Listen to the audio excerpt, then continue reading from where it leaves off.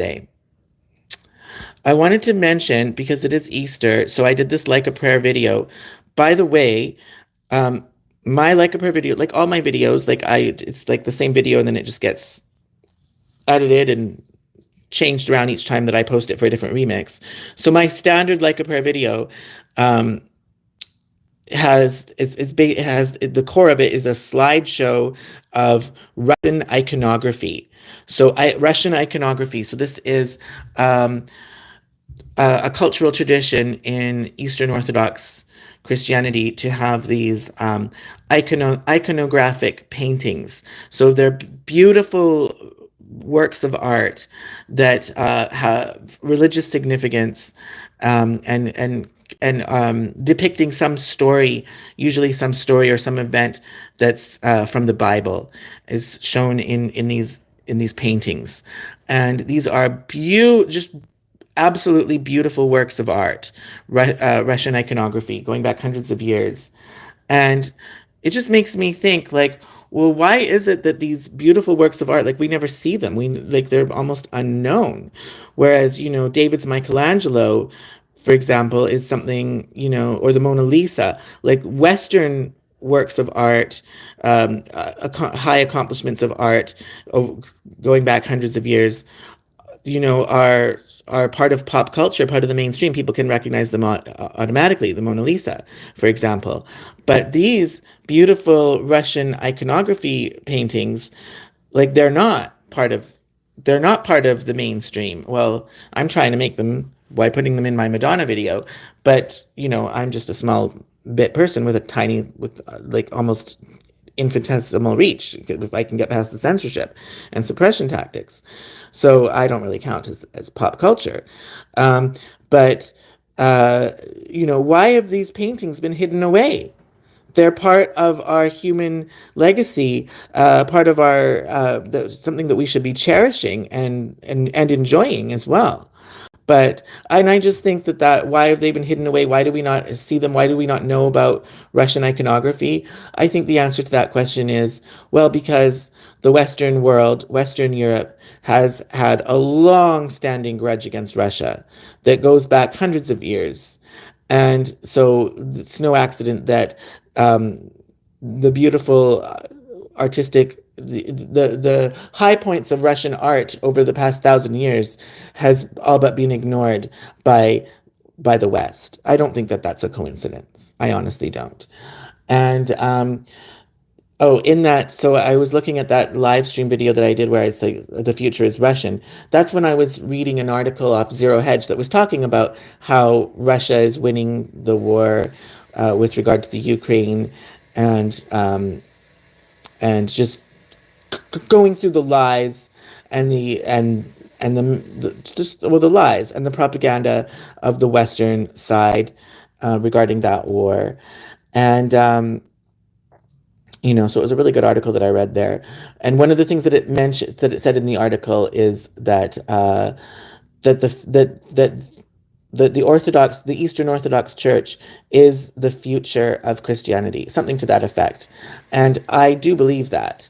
And that has been prophesied, I don't know by Nostradamus or who, but like prophets have said that for some time, that the Eastern Orthodox Church will supersede any other forms of Christianity, such as those that come from the West, either the Roman Catholic Church or the various Protestant churches. So, I do believe that. And I believe that, we'll just look at the Western side, the Western Europe. The people have all but turned their backs on Christianity. Like, Christianity is viewed as a dirty word in much of the West. So they've turned their backs on it. So if you turn your back on your own religion, your own heritage, okay, well then somebody else who doesn't turn their back on their religion and their heritage will be the one to fill that void. And so because the West has turned its back on its Christian heritage, for the most part, I do believe that the Eastern version of Christianity is where the future of Christianity lies. And so I do believe that prophecy will probably come true. And I do believe that article was correct in saying that as well. And so I just like to be part of the trend. And so that's why I am including Russian iconographic paintings in my Like a Prayer video by Madonna. I'm trying to bring it to the mainstream. And so yeah, I'm always like, yeah, I even my artistic expressions, like I can't help but infuse something to do with my worldview is going to be represented in that art. And so there is sometimes politics and social stuff does creep into my artistic expression.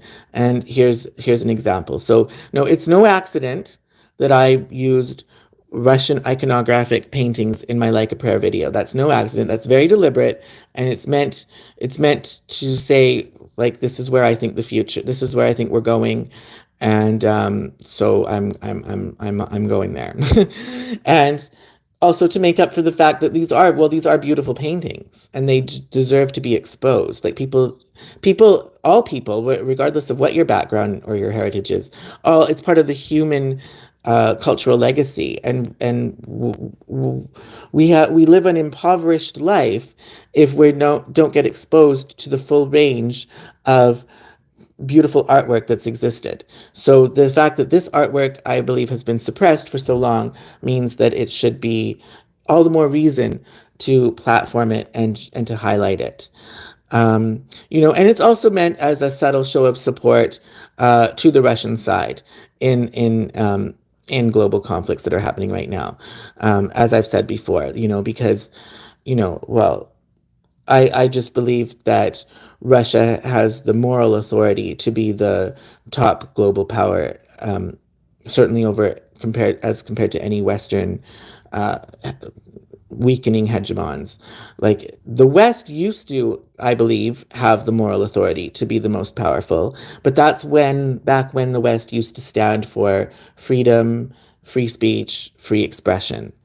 Okay, the minute that the West started turning towards censorship is basically the minute that the West forfeited any moral claims to be the top power of this world. And I'm not saying that Russia doesn't censor. I'm sure it does. But from what I've seen of Russia and what I know of Russia, modern Russia, what little bit I do know, yeah, it's not perfect. There's no Bill of Rights. There's no constitutional right to free speech like there is in the United States. But um, in practice, the people do have a modicum of freedom that people in the West don't have. So because it doesn't need to be much. It's not much, but there's a little bit more freedom there than here. I believe that means that the moral authority goes to Russia, and karma goes to Russia to make it to be the most powerful, and to really put the West down. It needs to go down. The West needs to go down in a big way. And I don't want to.